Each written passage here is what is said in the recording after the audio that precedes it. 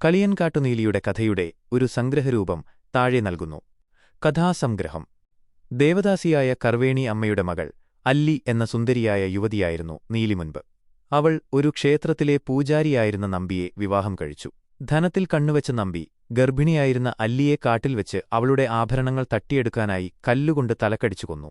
അല്ലിയെ തേടിവന്ന അനുജനമ്പി ഈ കാഴ്ച കണ്ട് അതേ കല്ലിൽ തലയടിച്ച് ആത്മഹത്യ ചെയ്തു. മരണശേഷം അല്ലി കളിയൻകാട്ട് നീലിയെന്ന അതിഭയങ്കരിയായ യക്ഷിയായി പുനർജനിച്ചു.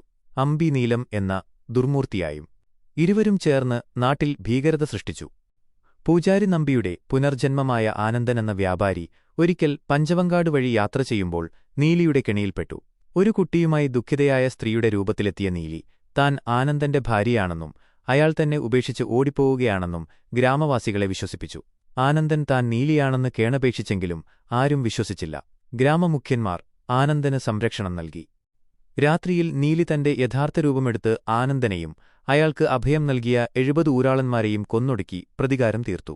പ്രതികാരം പൂർത്തിയാക്കിയ ശേഷം നീലി കളിപ്പാല മരച്ചുവട്ടിൽ വസിക്കുകയും പിന്നീട് നീലിയമ്മ എന്ന പേരിൽ ദേവിയായി ആരാധിക്കപ്പെടുകയും ചെയ്തു.